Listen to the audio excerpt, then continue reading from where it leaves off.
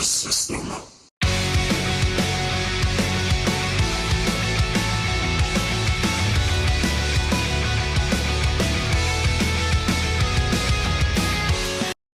Ladies and gentlemen, welcome back to the Losers Lounge podcast. This is episode number 54. And ladies and gentlemen, we are getting close to the end of season 2. Season 3, of course, is going to kick off with WrestleMania week predictions.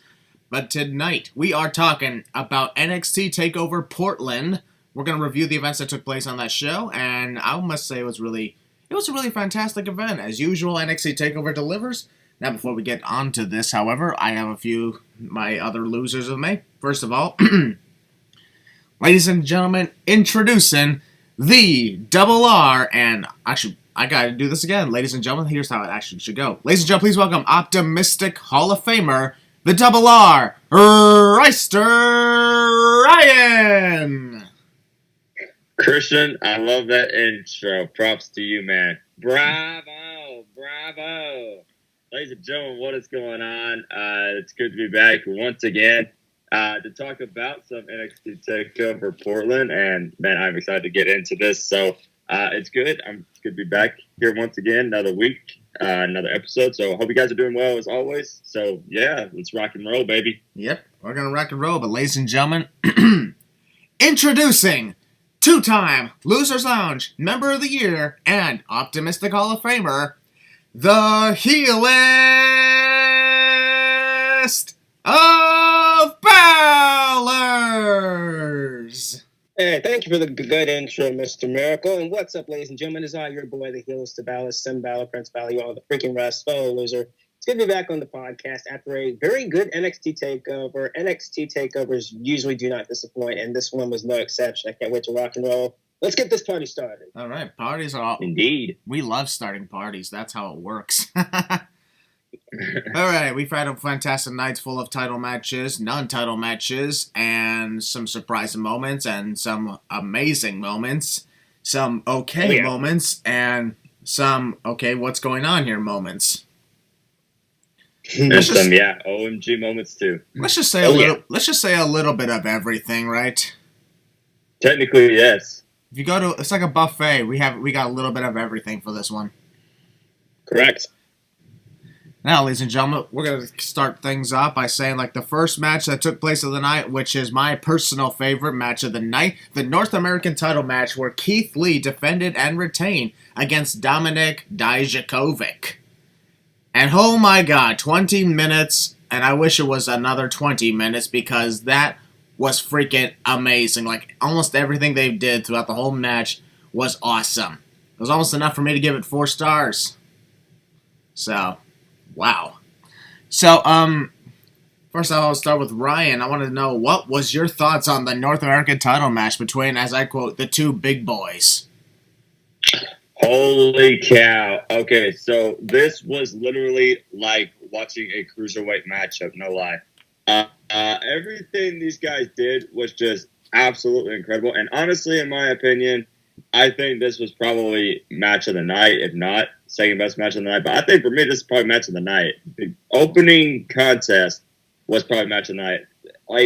It was just absolutely insane. And it just goes to show that no matter what your size is, you can put on a very entertaining match. And not only did these two show off just their strength, but they showed off their athleticism. They show off what they can do. For example, Dijakovic's flying senton, I want to say, to the outside when Keith Lee was on the chair. I think Keith Lee did some rolling senton from the top turnbuckle or something like that. Then there was the Spanish fly. I mean, tons of incredible moves throughout the match, and a lot of just OMG moments throughout this match. It was just insane. I was just blown away. And for a few times, I really thought that Dijakovic was actually going to win the title. But Keith Lee kept fighting. And then one very cool moment was where they kind of both pumped each other, kind of brought the best out of each other, punching one another, and just showing off, what they can do. And then in the end, Keith Lee got the win. But mad respect for both of them, the good sportsmanship that they showed at the end.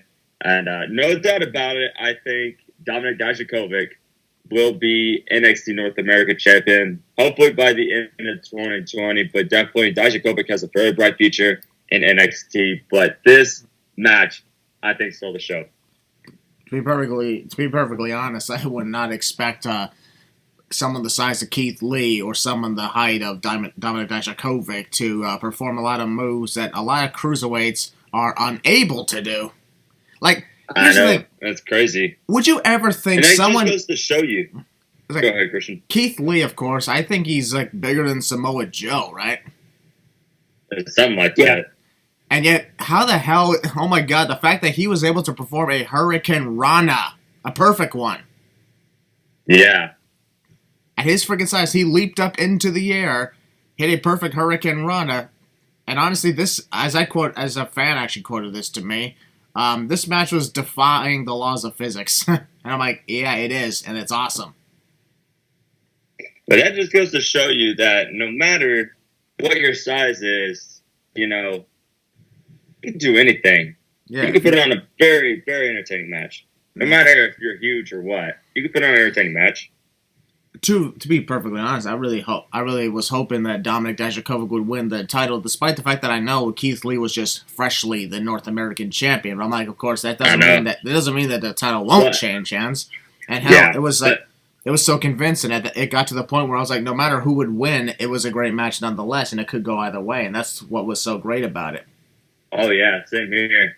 And honestly, I'm glad that they did actually make Dijakovic look very strong, and to the point where he was almost had this feeling that he was actually going to win the title. So I think they did a really good job at booking Dijakovic, and no doubt about it. Like I said, this is a great match for Dijakovic, even though he lost, but still, though, he's got a great future ahead of him in NXT. If I'll be perfectly honest, the one thing I want to see is a rematch. I want to see a rematch between these two. I'd be down for that. Because here's the thing, I really think that'd be awesome for NXT TakeOver Tampa Bay to see these two go out in a rematch. Other people would probably be like, nah, let's have a different match and everything. But I'm like, this is the type of match that is definitely worth a rematch. I mean, no offense to matches like Adam Cole and Johnny Gargano or Gargano versus Ciampa, but Dominic Dijakovic and Keith Lee, that's a match that definitely deserves a sequel. Yeah. How about a ladder match? Nah. I don't think that'd be good. Anyways. Just imagine a Spanish fly from the top of the ladder. That'd be probably really cool. All right, Heel Balor, your thoughts on this match? I actually got in from going to this match. The second I got in the room, I logged into the network, and I was legitimately blown away from this match. I mean, the athleticism from these two men was just incredible. The Spanish Fly, the seated senton, them getting hyped up. Dijakovic no selling. I think it was a German suplex or something like that, or the Spirit Bomb. It was the Spirit Bomb, yeah. Spirit Bomb. He sold that, getting hyped up and stuff. I'm like, oh my goodness. So I was just blown away, man. And as Ryan said, the guys up there, going up there with guys the size is just incredible. The athleticism that these guys can actually go out there and do stuff that cruiserweights normally do. And that's just to show you that no matter how big or small you are, you can always succeed in pro wrestling. And this is a dang fact right there that these two just blew it out of the water. And this literally, for me, was match of the night. I know we got tons of other matches to talk about. For me, this was literally match of the night. So overall, it was a very good match. Dijakovic will get his moment. There was no reason to take title off Keith Lee. I mean, it was too soon, obviously. I mean, he's doing very well as champion. And I'm a huge Keith Lee fan, so I think Dijakovic will get his chance down the line, and he will be champion, but just not now. And I might go back and rewatch the match again. But yeah, guys, it was a very good match, and overall, I gave it like a 5 out of 5 stars. Yeah. I'd be a little biased to some people. I gave it like 5 out of 5 because it was that good in my opinion. Yeah. Because of all the lifting and stuff and all the crazy stuff, eventually Dominic's back gave out when he tried to go for the feast. When he tried to go for the feast your eyes. Yep. Yep. I'm still in amazement at how that took place. I remember we were like Willie, you and I were like on a Skype call with other friends at the time, right? Correct. And after the match was over, I had literally said, I was like, I don't give a crap about the other matches. Nothing is beating the masterpiece of this one. And wow, I was right. Yes, you were. I mean, other matches came close, but not good enough. It's just like all the previous takeovers where the tag team title match that opened the show was always the best match of the night, huh? Yep. While the Undisputed Era took on people like War Raiders or such. Yep. Seems like every time they competed, it was always amazing. And now we have the North American title match. The fact that the North American title matches are actually starting to get really good as well makes me believe they made a good choice in putting the title on Keith Lee and pitting him against Dominik Dijakovic instead of Roderick Strong trying to get another match. Mm-hmm. Ladies and gentlemen, we're going to move on to the next match. This one was a street fight between Dakota Kai and Tegan Nox, and this one was, in my opinion, decent. It was only decent. I didn't, like, if you want to compare it to North American title match, well, no. But, even without that title match, I would have said that the street fight alone was decent. I mean, they had some really good shots with garbage cans. They even brought in a black garbage can, which is amazing, I guess. Yep. After all the times they used in a silver one, oh, we got a black one. I'm like, what's next, a red one? I won't mind it. Red's my favorite color. Yeah. Getting the chairs in the mix, of course. You know, pretty much your cliched weapons in the street fights. But the one thing I was at least glad for was they took the term street fight literally because, you know, they were wearing street clothes. Yep. But here's the thing. The one thing I really didn't like about the match was they destroyed a freaking laptop. And I'm like, laptop lives matter. Get that trending out there, folks. Laptop lives matter. I mean, like, wow. I mean, you have no idea how much those things cost. That's a bad idea.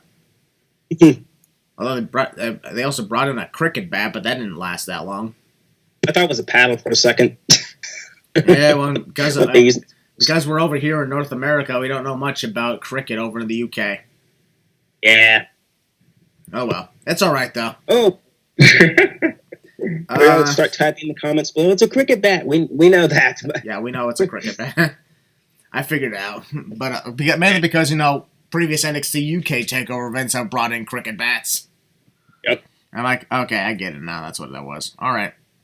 And, of course, the match ended with, we got Raquel Gonzalez, I believe that's what her name was. She made her first appearance in WWE since the Mae Young Classic. Of course, you know, there were some people that actually kind of, like, were criticizing that appearance because, you know, they were like, who the hell is this person? I'm like, that's how you freaking get people to get noticed.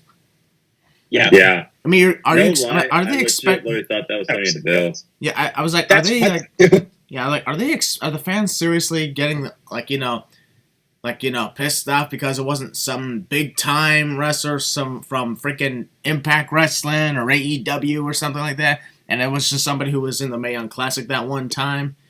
And I'm like, it's like, it wasn't that good because we don't know who the hell she is. I'm like, that's the freaking point. You don't know who she is. This is how you get to know them. Legit, I find it annoying when fans chant, like, who are you, and stuff like that. Like, it's kind of annoying. Who are you? It's they kind of have a right to, because obviously because, you know, they don't know. At the same time, it's very annoying. Yeah. Yeah. It will probably get annoying if, even after the introduction, people still keep chanting that. I'm like, good lord, really? What's next? People going to chant, who are you, to Paul Heyman, who introduces himself every week? Yep. But overall, Dakota Kai got the victory after Reiko slammed Tegan Nox almost through the table. Yeah, almost. But I think the way that Tegan landed, she landed like on the very edge of the sharp edges of the table. The fact that it didn't break probably added more brutality into the mix because of the way she hit it. I thought the back of her head hit the table. Yeah. She just knocked out. Yeah. Here's the thing. Honestly, though, if she had gone through the table, it would be like, she went through the table. But at the same time, it would have been like, that wasn't as painful as what actually happened to her. Yeah. Some people would probably say it was hard to watch. I, in some ways, at first thought it was, and then I saw a different angle of it. I was like, oh, shit. Never mind. This is actually more brutal. I think it's like... Yeah. Like, when you're trying to get the tables to break, when you're intentionally trying to get the tables to break, when it doesn't break and it's funny, that's when you're like, okay, that's weird. Because they land on the table, but it doesn't break. And I'm like, okay, this is awkward. Example of that being, you know, Triple H, Randy Orton at last year's Super Show Down. Remember they tried to break the table 4 times? Mm.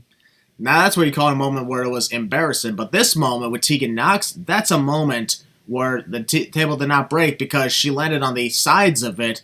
But those are that's where it hurts the most. Yep. So yeah, Dakota Kai got the victory, which I kind of figured. And yeah, same. Seems like Dakota Kai's got a new ally in Maracle Gonzalez. So let's see where that goes. But heel Balor, what was your thoughts on the street fight? It was pretty brutal, and as you said, Christian, it took the word street fight literally. They used weapons, they used cricket bats, they used steel chairs, trash cans. And they were wearing street clothes rather than their wrestling gear. Yep. I mean, a big example of an embarrassing street fight was Triple H versus Sheamus in 2010. It was a street fight. They're wearing their wrestling gear. Oh, God, that match sucked. If you're in a street fight, you wear street clothes. Took everything seriously in this match, and I give credit to both girls. I mean, I really enjoyed the match for what it was. The ending, obviously, I don't know who it was. I had to do a little bit of research. I'm like, oh, that's who she is. Now, I heard more when I was on commentary. It's like, did someone from the Mae Young Classic? I'm like, oh, okay, I didn't know about that. But yeah, overall, it was a cool debut. I mean, as we were saying, the fans chanting, "Who are you?" I mean, everyone has a right to their own chants or whatever. They can chant what they want. But personally, I find it kind of annoying. Just like the what chants, which, by the way, need to go away, period. That chant just seems a little bit, I wouldn't say disrespectful, just annoying. In my opinion, the what chants should only remain with segments involving Steve Austin. Yep. If they chanted during that, then that's totally fine because, Steve Austin, he's right there. Yep. But yeah, like Maracle Gonzalez, she was in the Mae Young Classic, and it actually makes me look back on all the participants who appeared in the Mae Young Classic over 2017 and 2018. I'm like, okay, we should keep a close watch on some of these names who have not shown up, and because just quite possibly we might see, them show up in future events. Right. So, and also, in my opinion, like I don't know if people would agree with me or not, but I personally wouldn't mind seeing another Mae Young Classic because that was one of the best tournaments ever. I wouldn't mind. I wouldn't mind another Cruiserweight Classic. And the reason I say that is because, we get a bunch of people, most of them, you don't even know who the hell they are, and we see them compete, we're like, oh my god, wow. Exactly. So that's why I'm like, seeing the Mae Young Classic is always fun. I really hope that one day they do another one, because it was such a success, and the sequel was also an amazing success. So, it's also always a good idea. Like, remember the time they did Cruiserweight Classics? Yep, just mentioned that, yep. I wouldn't mind seeing it. Good times. All right. Oh, yeah. Absolutely. And Rice to Ryan, what was your thoughts on this street fight? I thought it was a pretty good match. I mean, overall, I'm going to say it was pretty good overall. A lot of cool spots, especially like, what you said, like with the trash cans and everything. I did not expect the ending. I didn't expect that, but I thought it was pretty cool the way it was. I know some fans weren't kind of expecting that. A lot of fans were expecting like a clean finish, but sometimes you have to have like unpredictability at times, especially sometimes a match like that. I really thought that. I think, in my opinion, Dakota Kai should have like won clean, but I think this is a good. I think this is a good way to keep the storyline going, and I'm kind of excited to see what they do with Raquel Gonzalez. But yeah, like when she threw Tegan Knox, and like, I was like, oh my gosh, like that throw was brutal, and especially like when the table didn't break. I thought like for a second, like I was like, man, I really hope she's okay, because that was like she kind of like hit her head like really hard, like on the side or something.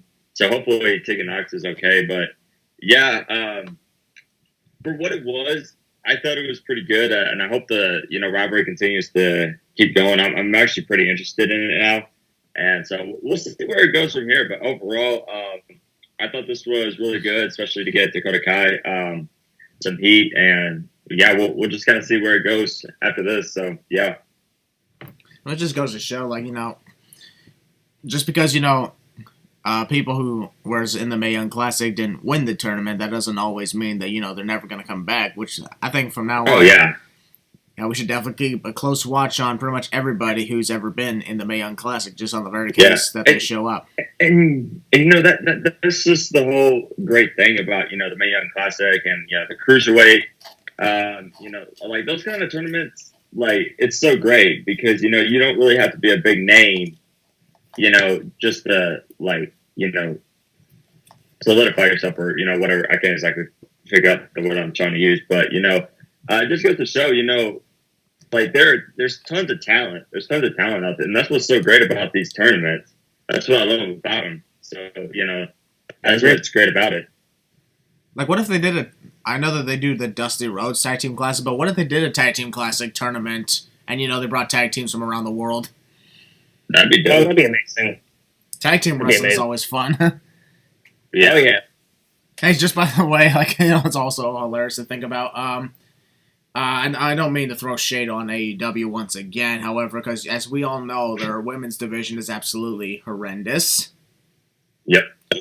Then you look it over at NXT, it's like, what do they got over there? Oh, we got every now and then we have a Mae Young Classic. We bring in women's wrestlers from around the world, and they put on almost 5-star classics every time.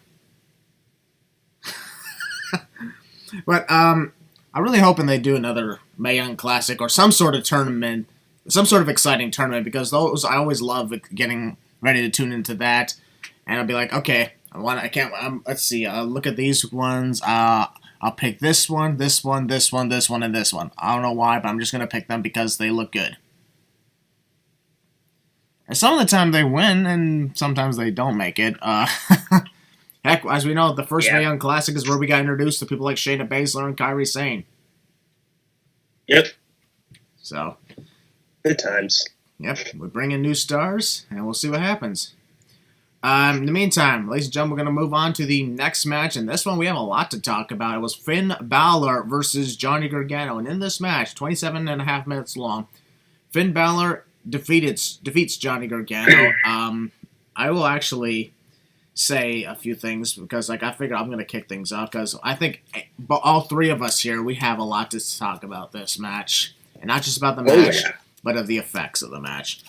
So allow me to kick off. I'll try my best to sound a lot more unbiased compared to all the other times when, who the fuck am I kidding? Finn Balor beats Johnny Gargano all because of Johnny's stupidity!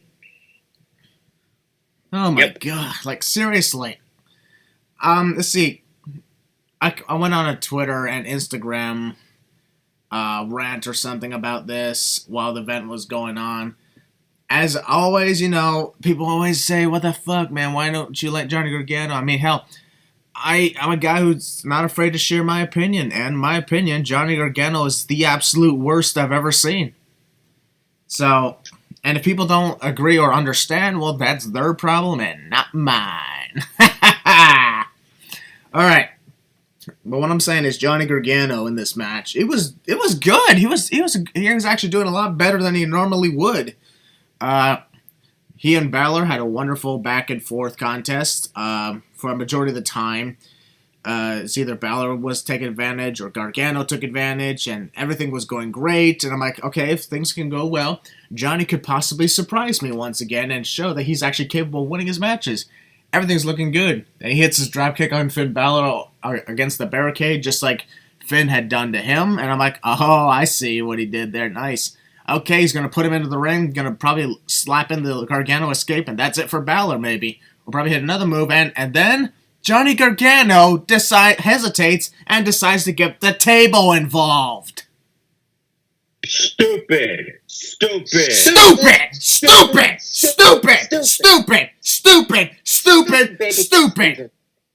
You idiot. The moment he hesitated and looked at the table, I was like, oh, fuck, no. That's when I literally pulled out my phone, and I was beginning to write that first tweet that I had posted. And I'm like, I didn't even finish the tweet by the time everything went shit for Johnny. Because, he tried to get Finn involved, get the table involved. That backfired on him. Finn took advantage, drop kicked him off the table right into the barricade, threw him into the ring, and hit a coup de grace flat on his chest, too. Oh, yeah. He didn't try to slide off at all. And then he hits a 1916 for the victory. But in my opinion, though, when it comes to the coup de grace, no offense, but Finn Balor, you should have gone for the head. He should have could have gone his head. Yeah. I think it would have killed him. That probably would have killed him, yeah, but I know for a fact Finn would be has ways of, making it look like he connected even though he didn't really. Yeah.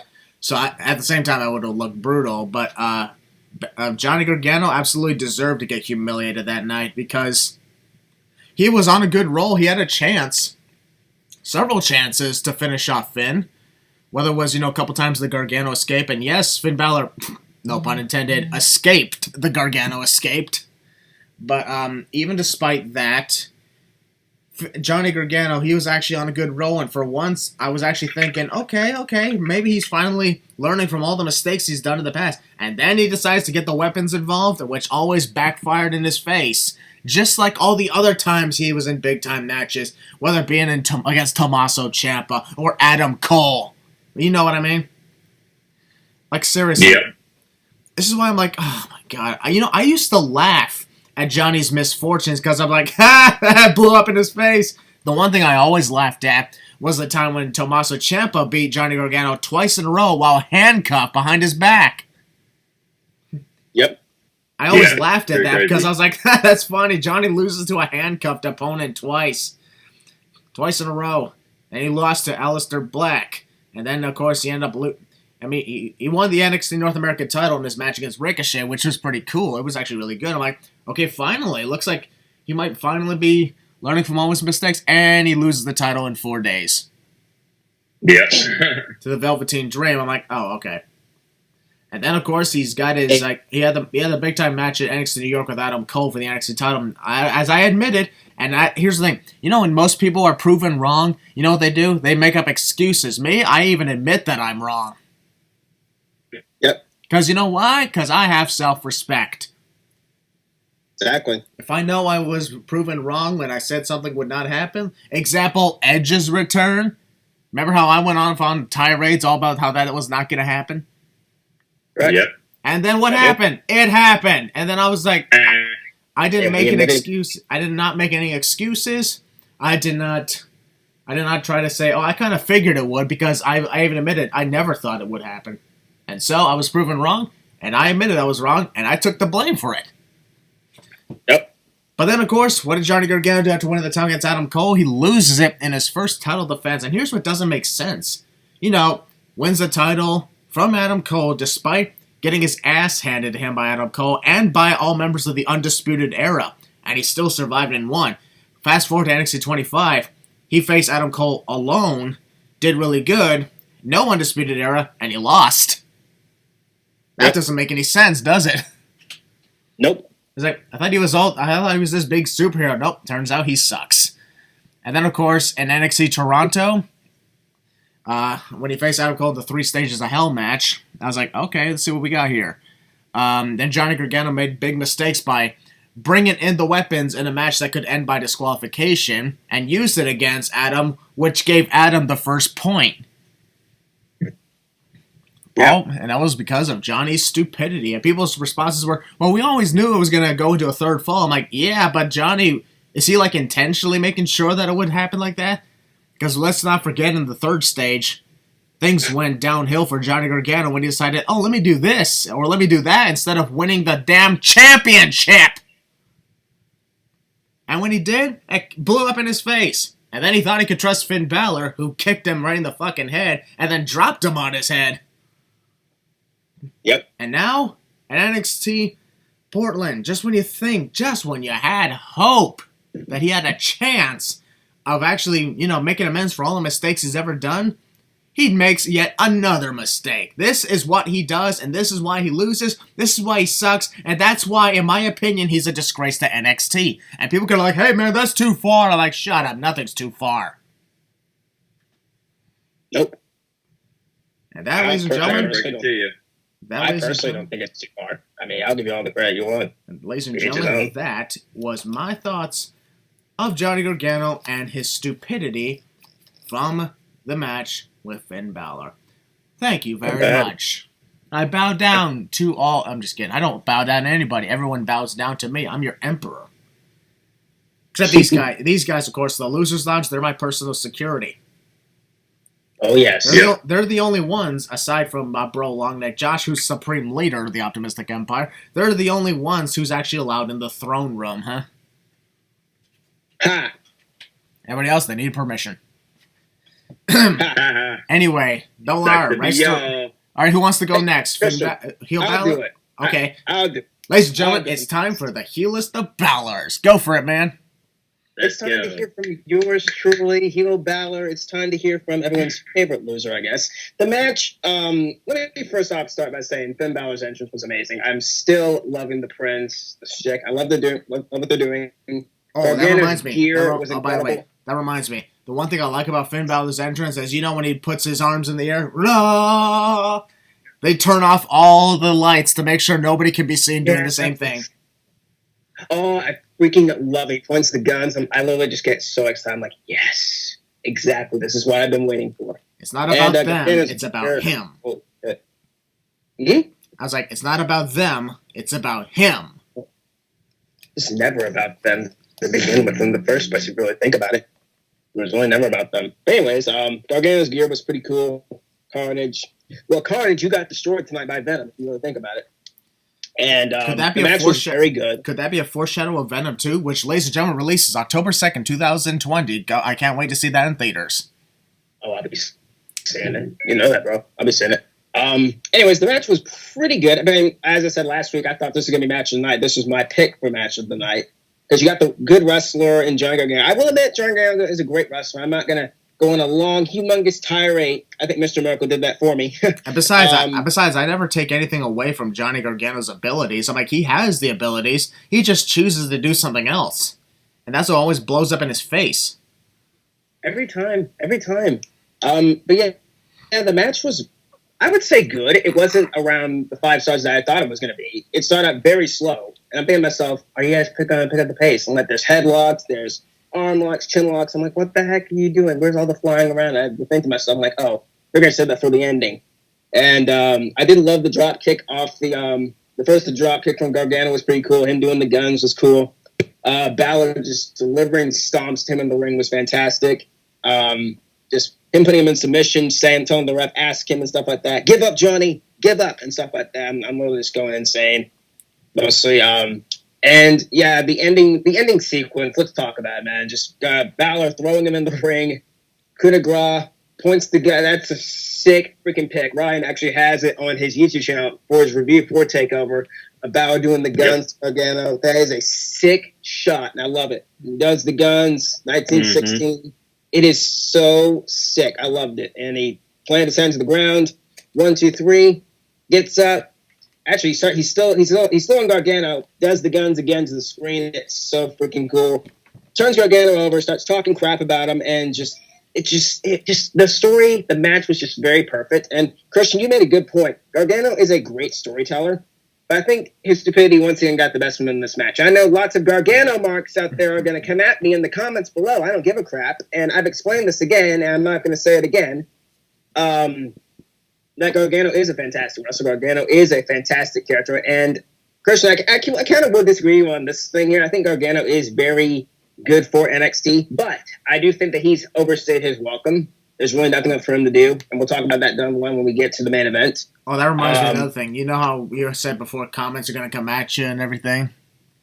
Yeah. Something I will also say, of course, is it's like people at once, there was one person who actually asked me, Christian, don't you even care about Johnny Gargano? And you know what I said? What you said? I said, why start now? Mm-hmm. Why start now? Huh? You're a bunch of Gargano and Rollins haters. Give me a break, man. And I know certain people out there who think that I just don't like Gargano because I'm a Finn Balor fan. Wrong. Very wrong. I like Gargano. Gargano's one of my favorites out there. And people know by now that I'm a massive disliker or whatever. People can call me a hater, but I prefer to refer to myself as a disliker because I don't like the term hate. hate's just a strong word that people throw out there for their own personal agendas or reasons. Like, for example, people say that I hate Seth Rollins. No, I dislike Seth Rollins. Besides, you hate Finn Balor. You know, hating somebody means you don't care if they live or die. Exactly. Yeah. And for me, like, I don't like the Johnny Gargano character, but the guy who plays him, the wrestler, I got massive respect for him because here's the thing. He's not fit for this type of role that they've given him, but he does whatever he can to make it look good. And sometimes that doesn't work out, but you know what? To each his own. But I will say that, you know, I have intense dislike for Johnny Gargano. Everybody knows that by now. After all these podcasts and all the things I said, and I'm not afraid to say it either. I mean, people can say whatever they want to about me, and they want to criticize me for like having an opinion. Well, you know what the hell? That's never stopped me from expressing my opinion before because I think optimistically about what I decide to say. And just because I say think optimistically doesn't mean I should pretend to like people that I don't. That's a good point there, Christian. Like, for example, I personally don't care for a wrestler named Brian Cage, if you heard of the guy. Yes. Have you heard Brian? Yes. I personally don't like Brian Cage. I personally don't really care for, if you've heard of our AEW stuff, I don't really care for Cody Rhodes. That doesn't mean I hate Cody Rhodes. I like the guy. The guy's amazing. I just think, you know, we'll talk about that when we get to AEW stuff. But, you know, go back into our other podcast about AEW and you'll hear my opinions and thoughts on Cody Rhodes and how he is over there in AEW. But it just goes to show you, I like Gargano. He puts on great matches, but I gotta say that he just failed at this moment. I personally don't call him Johnny Failure because I don't see him as a failure. I just see him as some guy who's just overstayed his welcome in NXT and it's time for him to get moved up. Now, I understand some people will say that, if he gets moved to the main roster, he's going to get buried. Here we go again with that word being thrown around. That one word that really just gets under my skin, buried. Just use it in the right terms and in the right... please, guys, use it in the right terms and the right circumstances. Please don't be throwing it around like it's facts. Y'all want to hear the word buried? Look at... that only applies to people like No Way Jose or Eric Young. EC3, people like that. Yeah, that is buried. That is buried. Mm-hmm. Like, but just it's because, just a word that I just such dirty. People are saying that Aleister Black has been buried. I'm like, hell no. How is Aleister Black? Why? Because he's burying. I guess if you think about it, he's burying his opponents, literally. Yeah, here's the thing. Just because they're not doing a lot of big things with them, here's the thing. They're doing what they can to keep them on the TV screen. Exactly. And I'm pretty sure, here's the thing. Yeah. You gotta have faith. Y'all are just expecting them to get, like, everything immediately within the first year. I'm like, and yet you want to criticize people like Charlotte Flair for getting everything in the first year. Mm-hmm. Exactly. I mean, I do sometimes credit Miss Flair for some things, but I'm not going to criticize her for her entire career. Yeah, Charlotte has earned everything she's been given. Same with Becky Lynch, Sasha, people like that. That's where we have it, guys. I'm like, sure, people are expecting, when Finn Balor, no offense to you, Heel Balor, but when Finn Balor got called up in 2016, they made a huge mistake in putting the big title on him immediately. Because looking back on it, I do think it was kind of a big, I wouldn't say mistake. I think it was just a big mishap, and he got injured, and Vince just lost faith in him. Yeah. So didn't make him smile too much. Here's the thing, so weird. People like Shinsuke Nakamura, of course, coming up from NXT, they start off really good, didn't get to where people wanted them to go, and yes, as we all know, Nakamura has had some of the worst United States and Intercontinental title reigns, but you know what? He's still around. He's still actually doing this, and Shinsuke Nakamura actually likes his job. Think about that, guys. You may not like their job, but they probably do like it, even if they are being treated not the way you wanted them to be. You can't speak for the wrestlers, Christian. Of course I can't. That's why I said, who knows? I think they actually do like it. Some probably do. Some obviously don't. We've heard people like the Revival speak out. Yeah. And I do get their frustration and why they want to leave. Yeah, there are some people who don't like their job. There are other people who do like their job. Hell, look at, like I said, Eric Young even opened up about the fact that, he's been treated as a jobber, but he does this because he likes it, and he knows he's getting old and everything, and it's all about the fact that here's the most important thing. People always want, They should not. They should leave the WWE because they're not doing much of anything. You know what they're doing? They're actually being able to pay for their kids' college funds and being able to actually provide for their family. That's what they're doing. That's what it's about. It's a job for them. It's providing for their family. Mm-hmm. Exactly. Well said. All right. Val, you still want to keep going about the match? Other than that, I think some people will also criticize Balor for being, I guess, too generic now. I've been seeing some people say, oh, he's losing his steam, oh, he's losing his credibility ever since he's turned heel. I don't see that. I don't. And I'm not saying that as a Balor fan. I'm not seeing that. I'm just saying that he has not lost any credibility. I mean, he in my opinion, he's doing very well in NXT. NXT has turned and has made him completely turn around. He's himself, and I like. He's cutting his own promos. He sounds legit. He's not smiling everywhere. He's himself, and that's what I always wanted over these past 3 years. That's all I wanted was for Finn Balor to be himself. Now, do I see that transitioning into the main roster if he ever gets called back up? I don't know. Maybe. Only time will tell. But another thing, Gargano, I think. I don't know. We'll talk about this when we get to the main event. Actually, we'll talk about this. The next thing I gotta say when we get to the main event. But other than that, the match was good. I would have made it a little bit more better, but I give this match, I'd say 4 out of 5. There's just something missing. They didn't really put it into high gear for me. All right, and Double R, Rice to Ryan. I know you have a lot to say about this match. Oh boy, every popcorn. Oh yeah. All right. So let me just say this: this match was good. But I thought it was kind of one of the weaker matches of the night. And not to say either one of these wrestlers were bad or anything like that. They did really good. I think later on they started to do really well. But I don't really think there was a need for this match to be like almost half an hour. I think they could have done it at least a little bit shorter. But, for what it was, it was all right. And I'm glad that Finn Balor got the win. And like you said, once again, Johnny Gargano's stupidity cost in the match once again. And Johnny Gargano lost again at another takeover. Add that.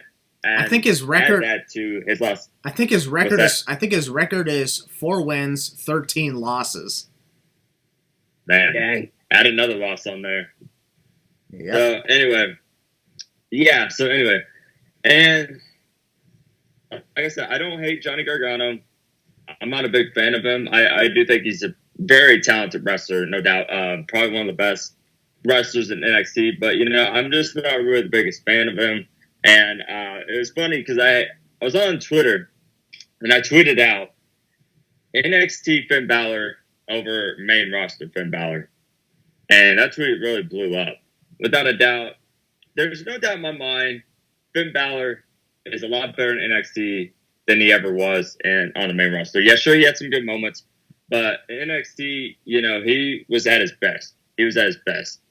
And I like this heel Finn Balor. Anyway, I had on Twitter, somebody came up and said, after Finn Balor defeated Johnny Gargano, someone said Finn Balor is still overrated. Then I had another one said, Johnny Gargano is better than Finn Balor. Legit, how can you say that Johnny Gargano is better than Finn Balor when he just lost to Finn Balor? And it's also because of the way he lost. He's a very good wrestler. Say that again, Christian. I'm sorry. And it's all because of the way, and it's also adding into the way Johnny lost to Finn Balor. Yeah. Johnny Gargano, he's a very talented wrestler. No denying that. He's one of the best, probably in NXT. But how in the world can you say that Johnny Gargano is better than Finn Balor when he just lost? Because it's scripted, Ryan. It's scripted. Scripted, Double R. It's predetermined.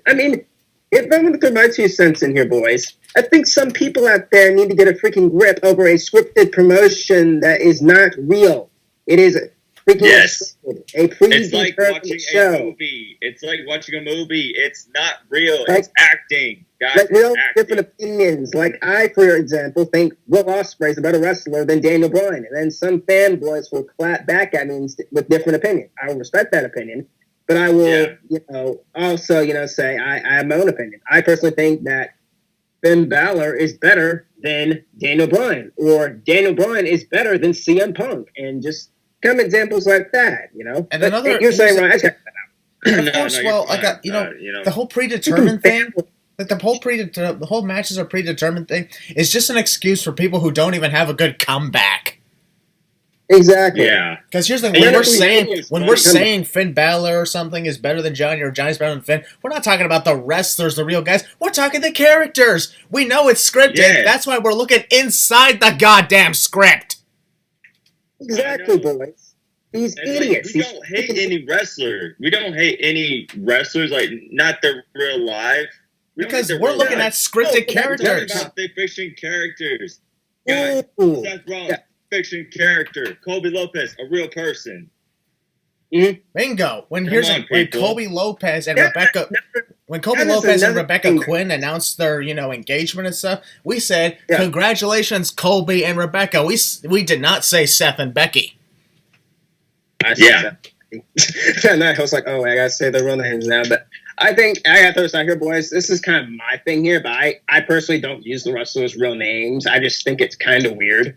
Unless, obviously I'd use in that sentence, because it's not the characters getting married, it's the actual individuals. And you got these wrestlers going out, you got these so-called fans, aka freaking stalkers, going out there, getting the wrestlers' private lives. For example, I don't know if you guys heard this, or anybody out here listening heard this, Alexa Bliss went private on Twitter. Yeah. Yes, freaking fanboys out there kept stalking her. Just, it's sickening what these guys and girls have to go through. It is. Yeah, they got these stalks out there. That's why, in my opinion, Mauro Ranallo made a good choice when he actually deactivated his social media and decided to never come back. Exactly. Because here's the freaking thing. Here is the freaking thing. Good if Lord. It doesn't concern you, then that's none of your doggone business. It is none of your freaking business. I've said this before. We are the fans. They are the wrestlers. We have no right to interfere in their life. We're freaking preachers. We're the freaking leaders. Hell yeah. Nobody else is saying that. That's what we do. I would be extremely pissed off. I'd be real pissed off if that happened to me. I file a restraining order. That's why. The fact that somebody would try to, get themselves involved in my life and my choices, I'd be insanely pissed off. I would probably tell you to get out of my life right now if you try to mess with me or any of my decisions. If someone actually ruined my whole decision, or if my decision or whatever kind of cost me something extremely valuable, someone was extremely valuable to me, I'd be pissed off. I'd be real pissed off. Here's another thing, that reminds me. Remember me telling you guys about the one time I was at a family dinner at a restaurant, and then a fan came up and literally started recording me? Yeah. Now that is crossing the line. For one thing, you're recording a family who's probably uncomfortable with being on camera, and also, you didn't ask my permission, so that's two lines you crossed. I don't like being recorded without my permission. And of course, I try to be nice too. I try to be nice too. People said go ahead.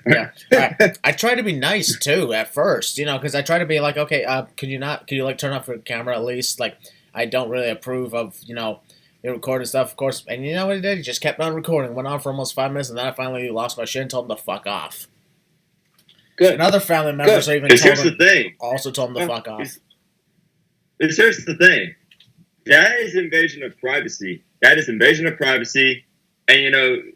people can say I'm just a big fan and everything. But here's the thing: if they don't want to be recorded, turn that camera off. If you want when I do vlogs, I record myself. I don't go up to some random stranger and say, "Hey, I'm going to record you."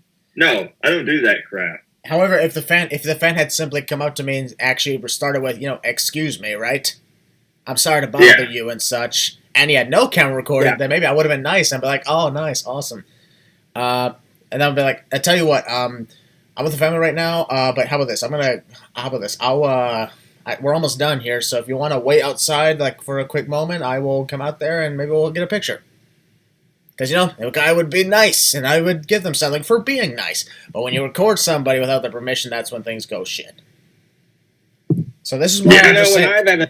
wrestlers. I'm always behind the barricade and stuff. I don't ever go up to anybody, whether you're a celebrity or not. I don't go to anybody in person and just randomly start recording. Especially in this world nowadays where you can literally get killed for doing literally anything. Yeah. For our case, however, if we were around each other, though, the one thing we would be like, okay, I'm about to start recording, guys. Is that okay? And, of course, we would probably be like, yeah, sure, go ahead, man. Exactly. Because they're asking us first. Stuff like that happens. Even if we all know, all three of us here in the lounge, we're comfortable being on camera around each other because we're friends, we're losers, we hang out a lot. But we would still, just to be sure, we'd be like, "Is it okay?" And he'd be like, "Yeah, it's okay. It's all good." Exactly. Mm-hmm. Yeah. Even if they're on Skype calls or something like that, we'll actually people. For example, we'll do stuff like that. But it's like you got these fangirls and fanboys out there, going, "Oh my god, I'm a big fan. They'll get weirded out. The set individual who plays these characters will get weirded out. Why do you think they have so much security? Why do you think Sasha Banks has mountains of security around her? Mm-hmm. Clearly, I think she's the only wrestler I know so far that actually has big security. Crazy. People are weird now. Crazy people out there. Well, actually, I think it's always been this way since the first celebrity was made. Mm-hmm. Yep. And I know I don't really often bring this up and everything, and this is probably going to be the craziest example I've ever brought up because I guarantee from what I'm about to say right now, people will be like, "Wait, what? Wait, what the hell?" Some person who I know, I not personally know, even though we're kind of family, but we're long distant cousins. Somebody who is a long distant cousin of mine is one of the most famous guys in the world, and that is Justin Bieber. Yeah, I said it. Justin Bieber? And here's an example, and he's the biggest example of somebody who has paparazzi and all that shit all over him 24/7. All because he's the biggest pop star in the media. Oh yeah, man. A couple of times, especially the paparazzis. What do you bet that if there's anybody who's pissed off about all that, it's probably him because that can be frustrating. People always look at it and think he's a douche because they don't like his music.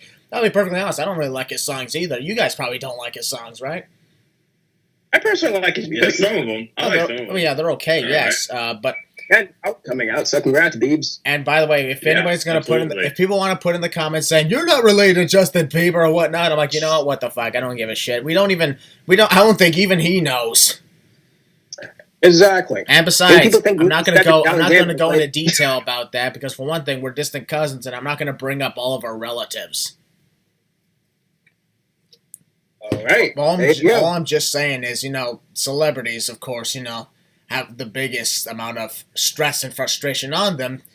People may think it's a cool life because, they're famous, they're rich, they got all this money, they get to do this and go there. But could you imagine trying your best to stay hidden in the public instead of being able to walk out freely in the public without someone so much as taking a second glance at you? These people can't even go shopping. Regular shopping with normal human beings. That's the thing, people. These people are normal people like you and I. And of course, if they're getting pissed off and telling a person to either fuck off or turn off the camera, that makes them the bad guy all of a sudden. Oh, fuck that. No. Also, people also say I've heard so many people say this stuff, but they say, "Oh, but these guys chose this life. They have to deal with it. They chose this life." So what? So that doesn't mean they have to abide by the laws of. There's no laws that say that fans have no choice but to be like this around them. Mm-hmm. And sometimes, I'm just kind of throwing it out there because I know that there are people that are very crazy out there. Sometimes there can be those that legit they try to do this on purpose, but they try to get under a celebrity's skin or try to make them do something. And they go on camera. They try to make them mad and try to get to the point where they push that paparazzi or whatever, to get them on camera and say, "Oh, he pushed me." You're not saying that happens all the time, but yeah, it could happen. There are people out there that try to get under a celebrity skin to make them real mad. Oh my god! Remember when John Cena completely owned a fan who wouldn't stop recording him because he was also a famous YouTuber? I remember that. Cena handled that very well, actually. He's very calm, but he's also very stern. Yeah, that's when he was shopping, wasn't he? Yeah, he was shopping. Yeah. Cena's looking good, he did isn't very it? respectfully. Doing what? Cena's looking good, isn't he? Yeah, he is. He'll be returning in a few days. Or I think Next 2 weeks or week. days. Next week. February 28th, gentlemen. Yep. Yeah. All right. So, Ryan, you got anything more to say about the street fight? Street fight, sorry. The Finn Balor Johnny Gargano match? Yes. I'll actually ask you a question here in just a second. But yeah, overall, I thought it was a pretty good match. I thought the beginning it was kind of, but it started to pick up a little bit. But it was kind of almost getting to the point where I was just like, okay, somebody just won the freaking match already. But I'm glad that Balor won. And so we'll see what happens next. And we'll get into the other couple of events later on. But, and then also, I was going to ask y'all. So I actually did get this question too. And this person, I'm not going to name any names or anything, but this person said, he asked me, name one, or after when he said Johnny Gargano was better than Finn Balor, he asked me this. He said, name one good Finn Balor match. Y'all got anything? All right. Finn Balor versus AJ Styles. Finn Balor Samoa Joe. Finn Balor Seth Rollins. Finn Balor AJ Styles. Finn Balor, Seth Rollins, The Miz from WrestleMania 34. Finn Balor and Brock Lesnar from last year's Royal Rumble. Finn Balor and Kevin Owens from Beast in the East. Finn Balor versus, Prince Devitt versus Okada from 2013. Finn Balor versus AJ Styles from TLC 2017. I have a freaking list, people. And just because I'm the heel of Finn Balor for a freaking reason. And just because, here's the thing, guys. Just because that Johnny Gargano has put on, yes, I will admit, yes, Johnny Gargano has put on a lot of good matches.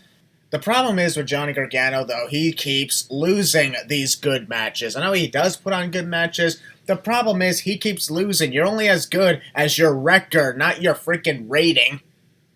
Yeah. You can have good matches, but yet, if you lose a lot, well, there you go. Think about this. The rating is an opinion. The loss and your record is a fact. Yeah, that's what counts. Face the facts. Face the freaking... Oh, it's not facts, boys. It's opinions. That's why they call you losers, because you actually don't know what you're talking about. You guys are a bunch of marks. Now, we call ourselves losers. We call ourselves losers because we take pride in being losers. We're not marks or whatever the hell you want to call us. Yeah. We're losers. And this is our damn lounge. We make the rules around here. You came to our lounge. You come here to listen to us. You people come in here to listen to us. You come in here to listen to opinions, not facts. Now, some of the stuff we do say are facts. You come in here to listen to opinions about wrestling that some other podcasts out there probably won't say because they're too scared or too freaking uncivilized or too freaking, they bullshit around the question. Not us. No, not us. We are very true to the word. We are honest. We are very opinionative. But we also try to get our words across. Because none of people out there on this freaking platform do this stuff. Because we are more real than any of them. We own this place. We own this. This is our lounge. This is our lounge. Get out of here. Wrestling community. We own it. We own it. This is our lounge. The whole wrestling community is our lounge, and you bitches are just sitting in it. Keep getting salty, because I know many people down there in the freaking comments will be getting salty about my opinions on Johnny Gargano and my opinions on my favorite wrestlers and stuff. Oh, you say this and that, but you go back on your word, Willie. You are so hypocritical. Oh, you're such a hypocrite. Fuck that. No. First of all, hypocrite. I mean, for me, hypocrite is a dirty, dirty word. Now, we are obviously hypocrites. Let's all admit it. We all can be hypocrites in life. Yep. Can't hide from that. Yep. But at least we own up to it. At least we own up to it. This is a little off topic here, boys, but I opened up to Christian Miracle this past week. To everything that's been going on with my life. Exactly. Yeah, Skype call. Absolutely. Whenever we're not doing a public podcast and everything, we do still hang out. And when we talk privately, sometimes we have to open up about issues that is going on with our life. And when we do, it helps us all feel a little better because we got a lot of support with each other. And that's what matters to us very much. We got support from you guys, which is always good. The one thing I always love seeing is this is a great podcast. Thank you very much for your contributions. And we're like, you're welcome. You guys have changed our lives. We've actually seen comments saying we've changed their lives. That's the crazy thing. Yeah, that's awesome. What's really cool. What's really cool is whenever I, go to wrestling events, and it's always awesome getting to meet new people, and adding them on social media, and even meeting the ones that are subscribed to my YouTube channel and getting to meet them. I've met a few, especially when the there's a couple of WWE live events in my hometown, and people say, "Are you Rush to Ryan?" They said that they love my content and everything. That really goes a long way. And getting a picture with them, it's just really one of the most wonderful things, and I'm beyond thankful for that. I've had experiences like that before in my hometown. Like, they'll come and say, "Are you Heel Balor from the Lucas Lounge? Are you Heel Balor?" It's like, "Oh my God, I watch your content. You're such amazing." It's like, it brings such happiness to certain. Yeah.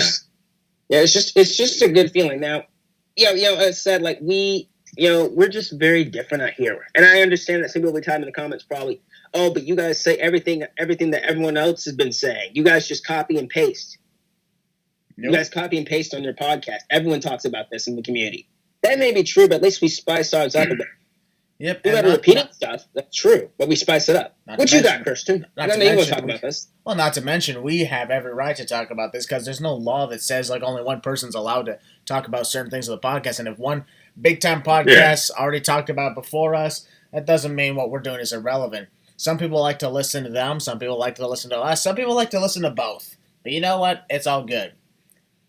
The one thing we always like to keep doing is legit. We like doing this podcast as well because of, it gets people excited to see what we're going to talk about next. And, of course, absolutely. Another thing that we always enjoy doing is entertaining people. And I remember seeing a few comments. I remember when we did many comments and did many long podcasts. And when we did, I get a comment there saying, "Oh, that was good that it was this long because I had a very long-ass road trip, and this kept me entertained the whole way through." Shout out to that same individual. There's been people listen. I had one comment where I saw one comment that said, "Yo, they listened to our 6-hour WrestleMania podcast on the drive on vacation or something." Because they knew they had a 6-hour drive ahead of them, so they were like, "Oh, good, this is 6 hours long, awesome." We'll toss in the Losers Lounge. We're different, we're awesome, we're entertaining, and it just doesn't make sense. It's like if people are typing, "Oh my God, you guys are nothing but this and that and this and that," then why are you watching us? That's my question to you people. Why are you watching us? All right. I think we're going to move on. I'll say one last thing. All right. What you got? Before we move on.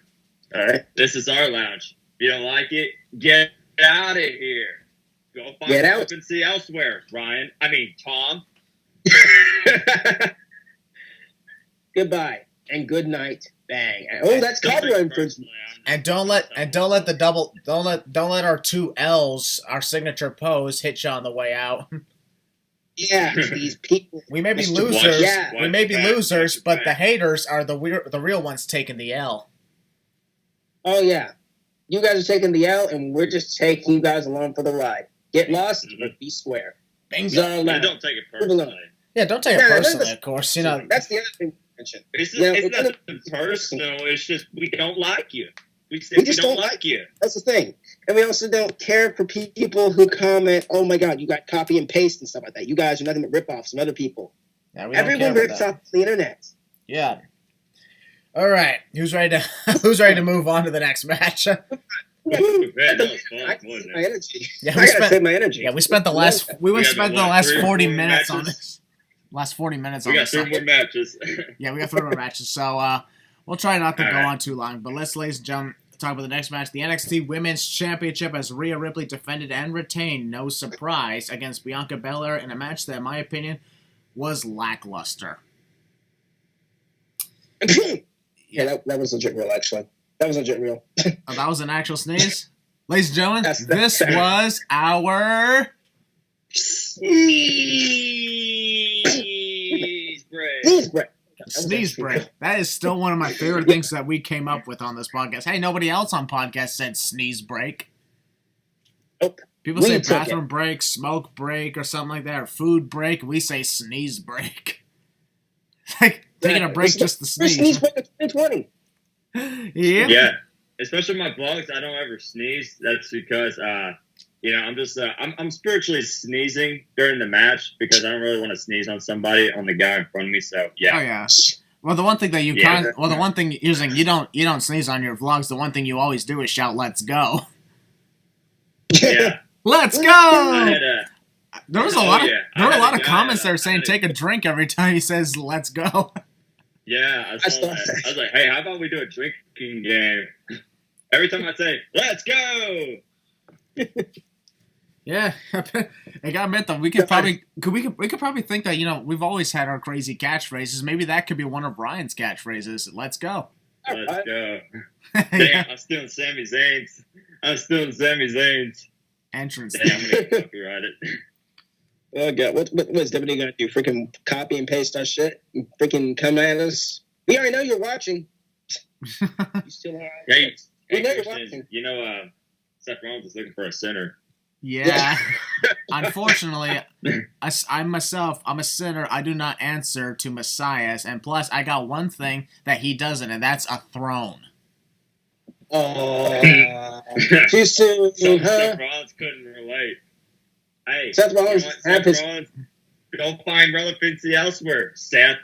Tom. Anyway, Rhea Ripley and Bianca Belair, that match was pretty lackluster, in my opinion. Like, could have been really good because, Bianca Belair, let's admit, she shined really brightly in the Royal Rumble match last month. Oh, yes. Oh, yeah. No doubt. I'm a big fan, to be honest with you. I find her very generic at times. She's good in the ring. It's just that there's really nothing there for me to be entertained by her. And then another problem we got is the fact of the matter is that by this point, we have already started the feud between Rhea Ripley and Charlotte Flair. So the fact that this happened before Rhea Ripley faced Bianca Belair, it made Bianca completely irrelevant to the whole situation. Exactly. So that's why we're like, oh god, Rhea Ripley's easily got this one. And no surprise there, Rhea Ripley retains the title, and then Charlotte Flair attacks from behind and accepts for WrestleMania. So ladies and gentlemen, it's official. WrestleMania 36 for the NXT Women's Championship. Rhea Ripley versus Charlotte Flair, and I'm excited for that because I'm going to be there in Tampa Bay. I am super pumped. However, that's going to be a good match. Just because I'm pumped for that does not mean that I liked the fact that Bianca Belair was basically made irrelevant in her own title match. So that's why I feel bad for her. Same. Make it a triple threat. Please. Yeah, so Heel Ballot, your thoughts, if you have any thoughts on the NXT Women's title match. I don't have thoughts on it. It was decent at best. Rhea Ripley retained. But I will say that, since I don't have any thoughts on the match, I will say my thoughts about what we're getting at WrestleMania with Charlotte Flair and Rhea Ripley. I am just not interested in the feud. It worn out its welcome. They took too long on getting to where we need to be now. It just, I don't know. I just don't really care anymore. I mean, I'm excited for the match. Yes, I am. Do I think they'll deliver? Heck yeah. Hope we get the right outcome. Rhea Ripley. A little sneak preview for WrestleMania then. I think, a little sneak preview from the podcast for WrestleMania. But I think I'm just not interested in the feud anymore. It's lost its sparkle. Maybe I'll rethink about it once they amp it up a little bit more. Maybe at the Chamber, or maybe as we head into WrestleMania. I don't know. The feud's just lost interest for me, man. I'm not saying both girls are going to deliver, because they are. Oh, they're going to deliver on WrestleMania, for Pete's sake. Of course they're going to deliver. But I think that the feud's just there and not really interested. Just add Bianca Belair and I'll actually be happy. And this coming from a guy who doesn't really care for Bianca Belair. As I said, I think she's a great talent and all. But I've so lost the interest in the Rhea Ripley Charlotte Flair storyline. Just add Rhea and it'll actually add sparkle to it, in my opinion. Disagree with it if you want. What I got? Yep. Or comment on that as you will, ladies and gentlemen. Yeah. And Ryan, your thoughts, if any, on the NXT Women's title match? I thought it was okay. I mean, obviously not the best match of the night, but I mean, I thought it was okay. But I think it was pretty obvious, from the start. We all knew it was going to be Rhea Ripley versus Charlotte Flair because, obviously from the get-go, Rhea Ripley was teasing with Charlotte Flair, and it took him however many, 2 or 3 weeks to finally make the match official. And it's it's like Willie said. I mean, just really get to the point, And I will say this: Bianca Belair is very talented. She was really impressive in that Women's Royal Rumble match, and no doubt about it, I think she will keep improving. And I definitely do think she'll probably be NXT Women's Champion, especially in the future. I'm hoping by the end of 2020, but no doubt about it. I mean, everybody has a good match, everybody has a bad match. It's just probably one of those. But no doubt, I mean, Bianca Belair really showed really good. I think she did really good in the match, but you know, we finally got to the point, which was Rhea Ripley, Charlotte Flair. So yeah, I mean, I think it was kind of like Willie said. I think it was kind of a little bit kind of ridiculous how long it kind of took, because I mean, we all kind of knew that it was good. There was rumor out that it was obviously going to be Rhea Ripley and Charlotte Flair, and it took them like 20-something days to finally make it official. Like, I don't know. But I'm excited for the match, but they literally opened fire like a week after the Royal Rumble when Rhea Ripley confronted Charlotte on Raw.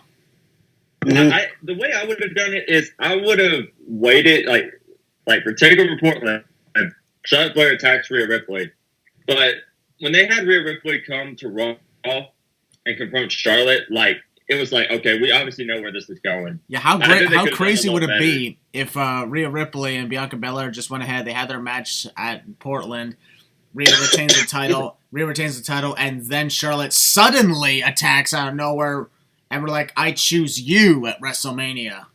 Yeah, like, that could have been a lot better. But, oh well, it is what it is. So, yeah. Rhea Ripley retains, we got the match, so carry on. All right, let's move on to the next match. I can't believe we spent like 40 minutes talking about fans, celebrities, and Johnny versus Finn Balor. Wow.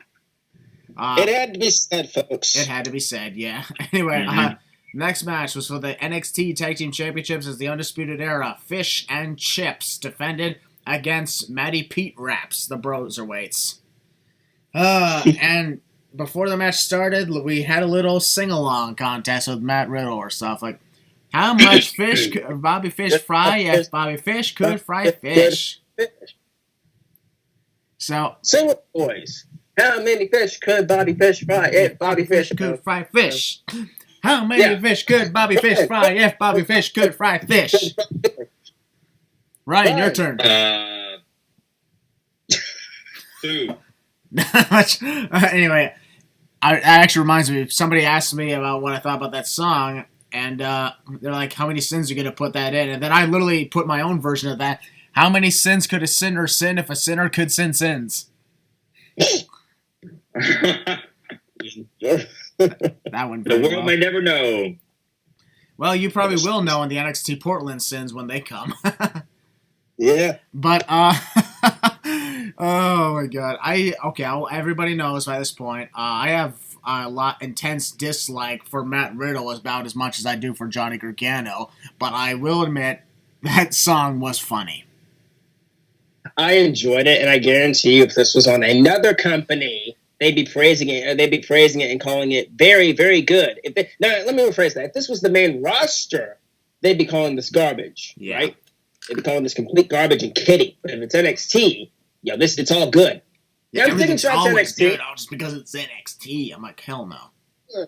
No, NXT ain't even safe. It's not even safe from the Losers Lounge. Yeah, I will say the match was filled with many high-risk spots and physical double-team action, which was great.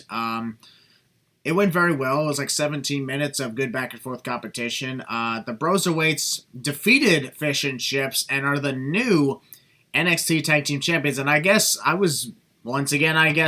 admit it, I was wrong. I didn't think that Matt and Pete would be teaming for very long, and they were just doing this all because they won a Tag Team Classic tournament. And, well, they won the Tag Team titles. They proved me wrong, and I was like, oh, okay then. But that doesn't change the fact that I think that Matt Riddle is the biggest douchebag in the history of WWE. You mean the guy who's going to retire Brock Lesnar? Please. I'd sooner retire him. Yeah. We're not going to talk about that, though. We already went through a lot. Yeah. But, Heel Balor, your thoughts on the tag team title match and the victory of the Broserweights? Let me talk about my king, Kyle O'Reilly. That man can sell his butt off. Praise to you, Kyle. And to Bobby Rita Fish over there. You're doing pretty good on your hook. So, as for Matthew Riddle and Peter Doom, weird pairing. I kind of expected this for whatever reason. I expected them to pick up the tag team titles because, the prophecy has to keep falling when we get to the main event. So the prophecy fell once again. The tag team titles are off the Undisputed Era. And Undisputed, as I said, I've said this on many podcasts before, have run its course. They've held all the gold. The prophecy's been fulfilled. It's time for them to drop them the titles. Roderick Strong just lost his title, and now it's time for Fish and Chips to do the same. So they did. I thought Pete Dunne was actually going to turn on Matthew Riddell at the end of the match because, he had that weird stare looking at the title, right? And he looked over at Pete Dunne. He's like, it's kind of like what Seth Rollins did with Dean Ambrose 2 years ago. Oh, yeah. With his heel turn. Or Dean Ambrose and Seth Rollins with his heel turn. He, looked at the title and he dropped Seth. I thought that was going to happen with that. But, nope, didn't happen. It probably happened down the line because I don't see them being tag champs for too long. They'll probably drop it the next takeover because of the heel turn, but who knows? And yeah, what are Fish and Chips gonna do? I don't know. Whatever they gotta do. I don't know. Maybe go eat some goldfish or whatever. I don't freaking know. And plus, also, here's another thing. Oh my god, goldfish. Oh damn, we could have made that joke when they became tag team champions. Fish wins gold. Dang. He's a goldfish now. Ah, damn it. So cool. We could have missed opportunity. Oh my god. Golly. I did not mention that last week. God damn it. Crap, we missed the opportunity. Goldfish, that would have been great. Oh my god.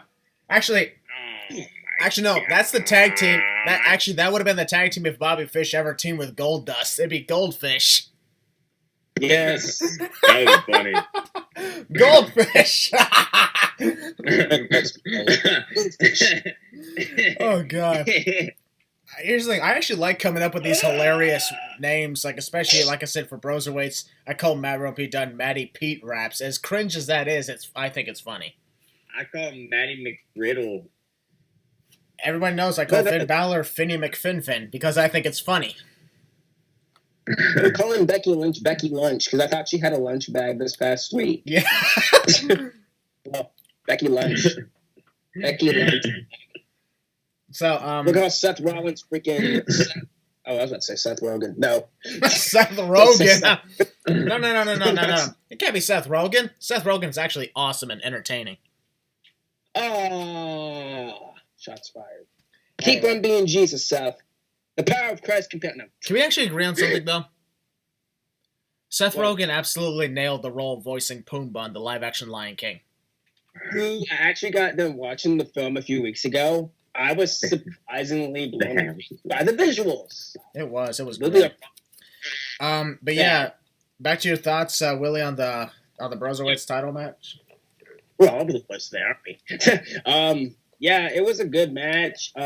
Fish and Chips lost, and need to go rub more salt in their wounds. Too soon. But I mean, I think the Broserweights will go on to become they're champions. They're going to go on to defend the titles at the next takeover, and I think that's when they'll drop them. 2 months, reign as champ, and then they'll drop them. I don't see this pairing last long. Plus, here's another thing. People are saying that the Undisputed Era, just because they lose all the gold, that means they're going to break up. I'm like, hey, New Day broke up after... Actually, no, New Day never broke up after losing the titles 7 or 8 times. Exactly. So just because... they're a great faction. Just because they lose the gold doesn't mean they're going to lose each other. Bingo. Doesn't always happen that way. Nope. So, Ryan, I want to know what your thoughts were on the tag team title match. I mean, I thought Peter Dunne and Matty McRiddle, I thought, here's the funny thing. Here's the funny thing about this match. Okay, so Matt Riddle speared Pete Dunne. Pete Dunne accidentally knocked Matt Riddle to the outside. And somehow they won the match, Usually in that scenario, somebody would probably turn on each other. And that's what I was thinking was going to happen. Okay, Undisputed Era probably is going to retain. They're probably going to retain, but no, it didn't happen. Matty McRiddle and Peter Dunne won the tag titles. And, honestly, I am actually down for that. I think I'm actually kind of excited to see them as tag team champions. I'm kind of curious to see where it goes with them, but unfortunately, Undisputed Era lost another bit of gold, which is a little bit sad, but you know what? It's all right. But yeah, I'm excited. Other than that, pretty good tag team match for what it was, and yeah, so, bro. Yeah. Bro, you just had at it. Bro. Here's the thing, guys. We don't say bro for the sake of saying bro. We say bro because we actually think of each other as brothers.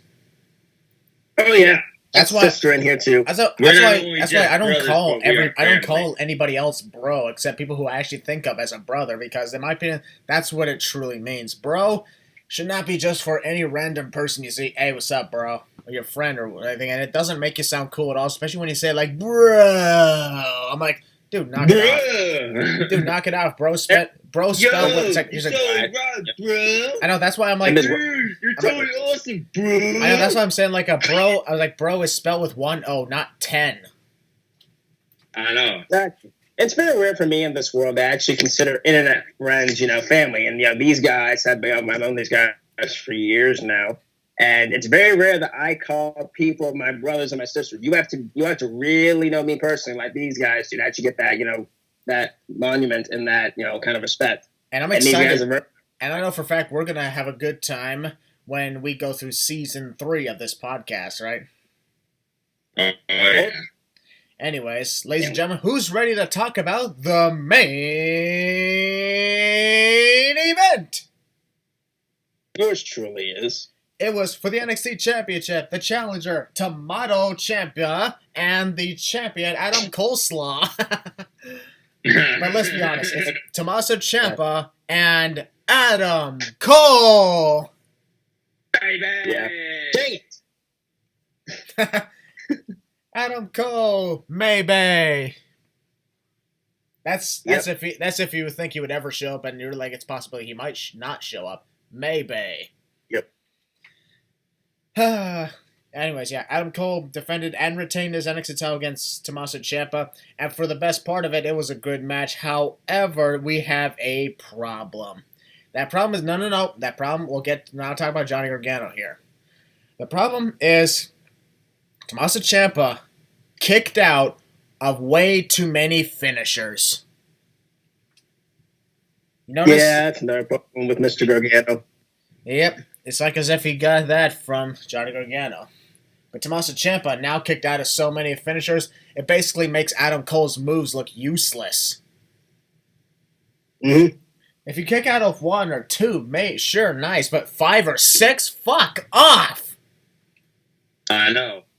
I thought that was really, really interesting. I don't get it.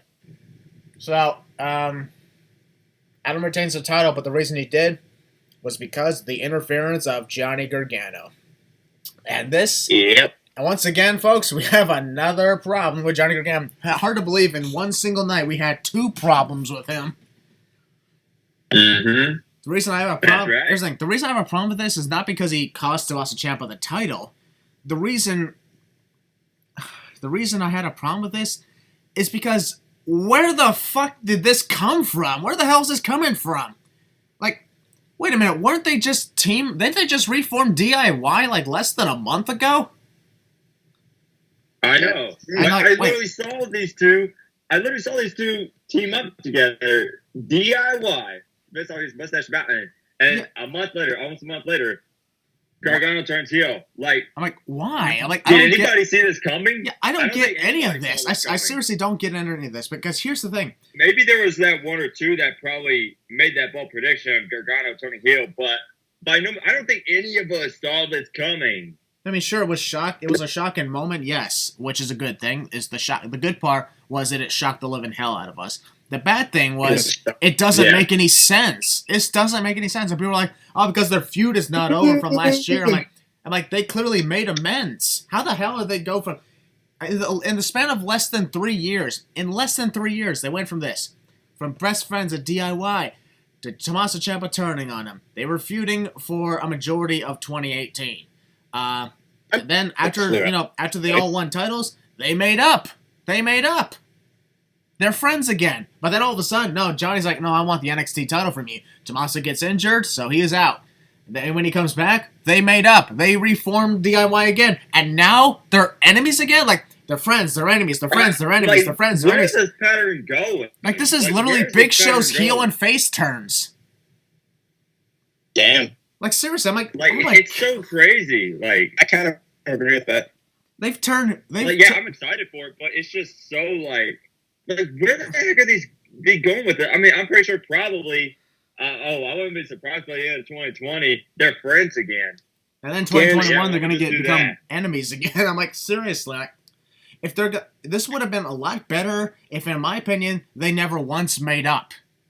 What if they never made up and their paths just so happened to cross again? Then maybe this would have been better.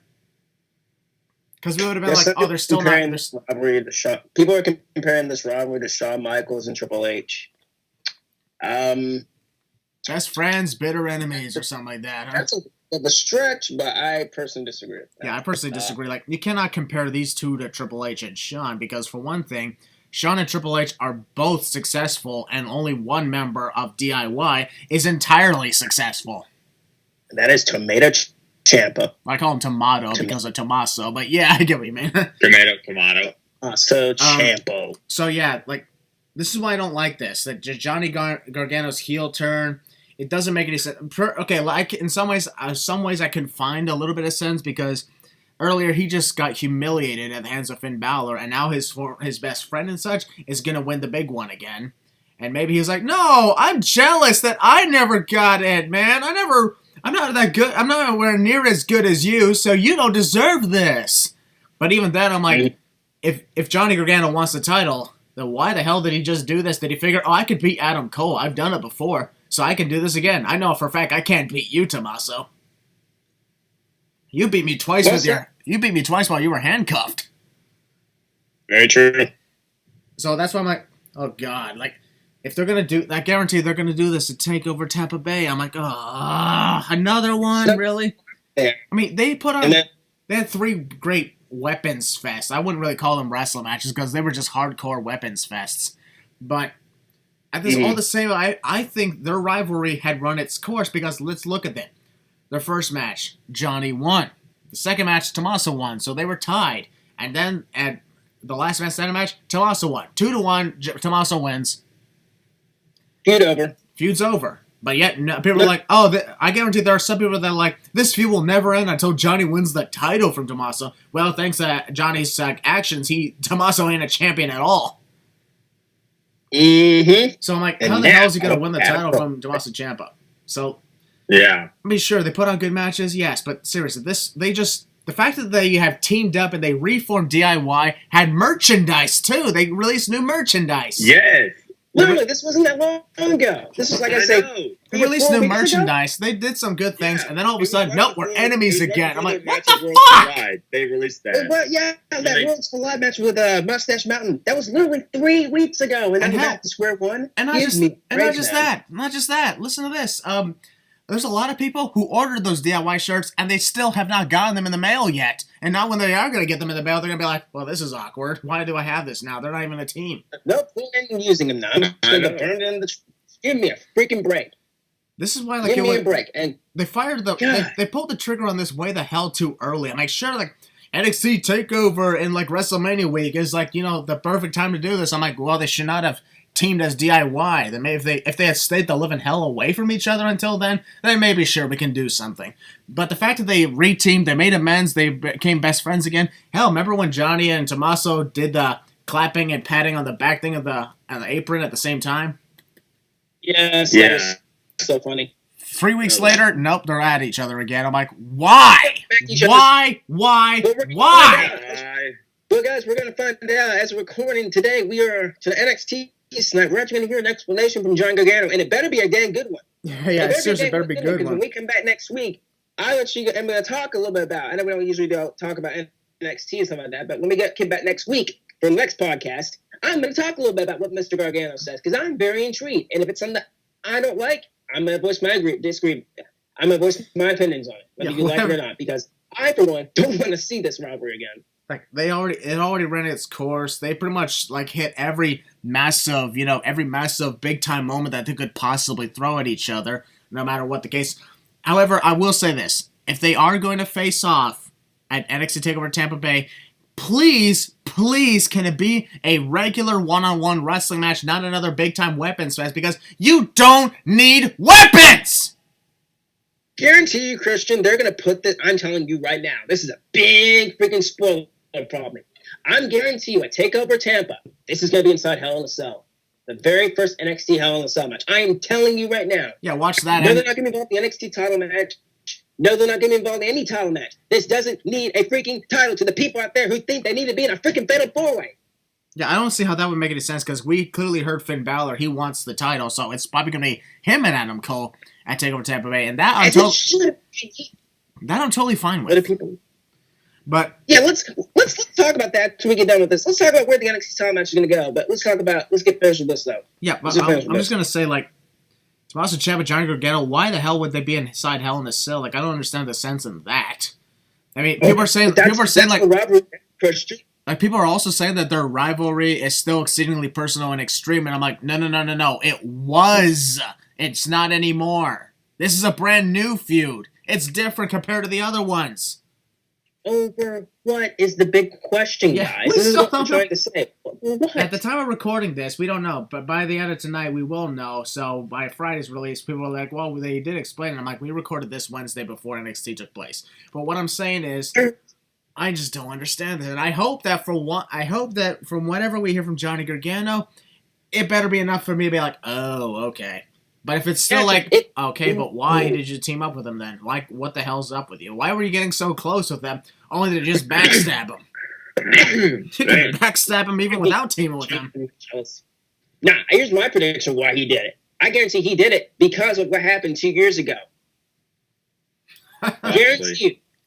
That's what I'm predicting. He did because of what happened 2 years ago. Now, we don't know, but we come back once we get back here next week, we're going to talk about it. We're going to bring it up next week. Well, we have a lot to talk about next week because, ladies and gentlemen, next week's podcast is a double predictions of AEW Revolution and WWE Super Show Down, and we have a shitload to talk about from AEW, but how about this? We'll kick things off by talking about the quick thing from NXT. Yeah. But, yeah, as I was saying, I think we're done with the match. Adam Cole won. Adam Cole won, Undisputed Era got involved, something, this and that, way too many kickouts. Big belt shot from Gargano. Yeah. And I guarantee you guys probably are saying, oh, we're doing it again. This is the Gargano hating podcast. This is the Seth Rollins hating podcast. No, we're just stating opinions out here and somewhat facts if you really think about it. If you really, really think about it, if you use sense, you'll get it. Yeah. A very weak belt shot from Gargano, which was completely trash in my opinion. Did anybody notice that he actually hit the air? Yeah, and that's another thing. Like, when Johnny took the title away, Tommaso never saw the hit coming. I mean, he was going to use the title as a weapon. Johnny suddenly just pulled it away from him. What the hell did not register in Tommaso's mind that Johnny might hit him with it? He looked at him for like 5 seconds, and then he hit him, and he still got hit. How the hell could Tommaso be shocked about this? You shouldn't be shocked. You should be shocked that Adam Cole is going to go and surpass Finn Balor as the longest reigning NXT champion. I can't freaking wait. That's right, ladies and gentlemen. Adam Cole, once we hit TakeOver Tampa, will be the longest reigning NXT champion. And I, as the Finn Balor fan and a fan of Adam Cole, baby, I am totally fine with that. Because last year I said on Twitter that if anyone deserves to break Finn Balor's record, it is Adam Cole. Yeah. And people were saying Tommaso Ciampa needed to break it. No. And there was a video I saw from, I believe, I'm going to give it a shout out. Shout out to Cult Hart for this video. I saw a video of theirs of the top best NXT champion from worst to best. Guess who was number one on their list? Who was that? The best NXT champion. Tommaso Ciampa was number one. I'm like, how? I'm like, okay, that's fine. He was one of the best, but not the best. No, I mean, I was like, and Adam Cole's number 2, and Balor's number 3, and I'm like, really? You put Balor number 3? Yeah, Finn Balor number 3. Finn Balor had a lot of title defenses in his long title reign. Not to mention, he dominated NXT throughout 2015 to 16. No, he was not 3. He was 3. Finn Balor was 3. Number 2 was Neville. Number 2 was Neville. Okay, that's or Adrian Neville. Which is understandable. Like, really? Okay. Tommaso Ciampa number 1? That's a bit of a stretch in my opinion. That's a really off-topic video, but still, it's just something that really grinded my gears. I'm like, really? Balor's not number 1, the longest reigning NXT champion. He technically, in my opinion, made the NXT championship what it is today, in my opinion. But, to each his own. You can disagree if you want. I don't care. I can respect that opinion. I mean, not to mention, guys. We still give shout-outs to Cultaholic because we have massive respect for them, and we all collaborated together. That's my message. It's Infinity War. Yeah, we all collaborated together. All right, let's see. Ryan, did you want to give your thoughts also on the Adam Cole, Tommaso Ciampa, and Johnny Gargano situation? Yeah, I'll say a few things. For what was this was another long match, but so that's the main event. It's understandable, but it was a lot of kickouts, and it was just like, oh my gosh, like is this match ever going to end? And there was one crazy spot where Adam Cole had German suplex, I think, Tommaso Ciampa on the announcer's table. His neck hit the announcer's table, and that was really scary. So kind of hope Tommaso was okay. But yeah, there's a lot of cool spots in this match, and for what it was a pretty good one. But yeah, the Gargano heel turn, like I did not see that coming. I was pretty shocked, and honestly, I like it, but then again, I don't because, like, I mean, for one, like I know, like Johnny Gargano's been a heel before, but like I'm kind of curious to see like how they're going to use him now. Like where's this going to take him? I'm kind of interested in that, but at the same time, it's like, like why the heck, like, did they have them come together and then like now they're enemies again? Like, why do they make them become friends? Then a couple months later, they're enemies again. Like, it just doesn't make any sense. And like I said, I wouldn't be surprised if like in a couple months or by the end of the year they're friends again or whatever. It's just kind of thing. I mean, yes, I mean we were all shocked and everything, but it's just kind of okay. Like like it's for me, it's weird to see a babyface Tommaso Ciampa and a heel Johnny Gargano. But I don't know. We'll just kind of see how it plays out. But yeah, I mean, other than that, I mean, possibly OMG moment of the year. But yeah, I mean, we'll just kind of see what happens. Yep. I can't really say a whole lot. Yeah. What do you about? Okay, I think we're going to talk about this and talking about the main event. Where do y'all see the NXT Championship match going now? What do you think the guy? Who do you think the guy is going to be at the top of Adam Cole? Probably Finn Balor. I'd say Finn Balor. Yeah. Balor. Not bad. I really think it will be. Yeah. Some people are saying Killer Cross. Who? No. Who the hell is Killer Cross? We're gonna make people angry in the comments. Ooh. He used to be in Lucha Underground, and he used to be in Impact Wrestling as some big enforcer, and now he's finally in WWE. I knew him from Lucha Underground, so that's why I know him from. But he's pretty good. He's a beast. He's a monster, man. He's amazing. He's amazing. You'll actually like him. Hopefully, he's very good. Well, I think it's way too soon. I'll definitely keep an eye out for him. Oh yeah, but still, like him. He's cool. Still, like he hasn't even shown up in NXT yet, has he? Nope. So how's he going to take the title off Adam Cole? If they're going to just immediately give him the big title? Plus, like, yeah, legit. When somebody debuts, they don't just immediately go after the title. It doesn't work that way. That happened with other individuals. Look at the other individuals that done that. I mean, let's take Adam Cole in general. When he debuted against and took down Drew McIntyre in NXT Brooklyn 3, yes, the first thing he did was hold up the title. He didn't even challenge for the title at all. Nope. Yeah. I mean, there was actually a time he did when Shawn Michaels was referee, but Adam never won the match, and then he never challenged for the title again until 2019.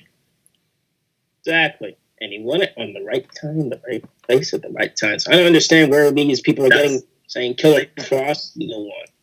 That's the whole thing. Like, whenever you debut, like, you don't just immediately go after a world title. You don't go after the main event title. It takes time. You have to develop yourself first, and you have to go after the mid-card titles first before you can evaluate yourself into, the main title, the main event title. And sure, some superstars can actually get to that, but, it takes time. Not everybody can just go to the main event title picture when they debut. It doesn't work that way. You have to solidify yourself. You have to get your character going. You have to get your gimmick going, and then the rest from there. All right. Well, that's why I'm thinking. I see Balor potentially getting the title because if if Tommaso has his situation with Johnny, that leaves Adam to deal with Finn Balor, and in my opinion, I think that'd be the right way to go. Then my original thought was we could have Tommaso Ciampa win the title and then defend against Finn Balor, and we all like the idea I came up with. It's the guy of NXT yesterday versus the guy of NXT today. I'm still okay with Adam Cole and Finn Balor because I know for a fact they could both put on a hell of a show. Oh, yeah. And even if Finn Balor doesn't win the title, if Adam Cole still hangs on to the title, I think that would still be a pretty cool thing. Because he'd be like, I'd be like, oh, wow, okay then, I guess. Because, at this point, a lot of people are seeing it happen because let's take a look at their prophecy. Adam Cole won the title in June. 2 months later, Fish and Chips won the tag titles. 1 month later, Roderick Strong wins the title. Fast forward to January, Roderick loses his title. A month later, Fish and Chips lose their title. Quite potentially 2 months later, Adam Cole could lose his title. So if you think about it, it's literally a reversal of not just the order of how everybody won the title, and also order of how everybody lost the title, but it's also the same thing in the passage of time. It's very true. Yeah. So. It's very true. All right. Yeah, that's all I got. Ladies and gentlemen, that was our review of NXT TakeOver Portland and our long-ass rants about the Johnny Gargano situations. First time in a long time we've ever had a rant for an NXT video. Mm-hmm. But hey, first time for everything, right? Oh, yeah. That's right. This podcast. So, ladies and gentlemen, next week we are going to be quickly talking about whatever Johnny Gargano's explanation is, followed by here's the other thing, folks. Consider, in fact, next week's event, Super Showdown, is on a Thursday. This podcast was going to be released on next Wednesday instead of Friday. So that means we will be recording our podcast likely either Monday or Tuesday. We'll discuss it amongst ourselves when we'll do that. Right. But we're going to make sure that the podcast releases on Wednesday if the event is taking place on a Thursday. So we're going to give our predictions to WWE Super Showdown in Riyadh, Saudi Arabia. Oh, by the way, that reminds me. There's something I wanted to talk about really quickly regarding the Saudi Arabia event. And that is the fact that the Saudi Arabia event is no longer taking place at the originally scheduled King Fahd International Stadium, where the last crown jewel took place. It's going to be taking place at a place called the Mohammed Abdu Arena, which is a 22,000 seat area, and is also going to be. It's like it's like as if I think they are no longer going to do Saudi Arabia events in stadiums because ticket sales aren't exactly selling out the stadiums, and this is their chance to actually sell out an arena for their events. In my opinion, this is a good move because I saw a couple of pictures of what the arena looks like. It's kind of like almost like a music hall or something. I'm like, wow, NXT UK events take place in music halls. Yep. Yeah. And I was like, okay, we'll see. I like where this is going, but I think it's cool to see events in stadiums. But I think I agree with the decision that they're doing it at a arena, like a hockey arena or something like that. Like we usually get for a Raw or SmackDown, rather than a stadium. And it's better, I think, in my opinion, that they're saving that for the big ones like WrestleMania and Royal Rumble. Good. Okay, so anyways, we're going to be predicting Super Showdown and also AEW Revolution. How things are going to work is we're going to talk about AEW first because we have a shitload of things to talk about for AEW. We've been waiting to talk about this for months. Yes, we have. So I'm pretty sure we can wait another week. Oh, yeah. We're always patient, guys. So next week is going to be released Wednesday, February the 26th. Hope you guys will be ready for that. Road to WrestleMania continues, ladies and gentlemen. Thank you guys for enjoying our podcast, and Heel Balor, you know what to do. We're the losers, and this is our lounge. Too sweet and peace.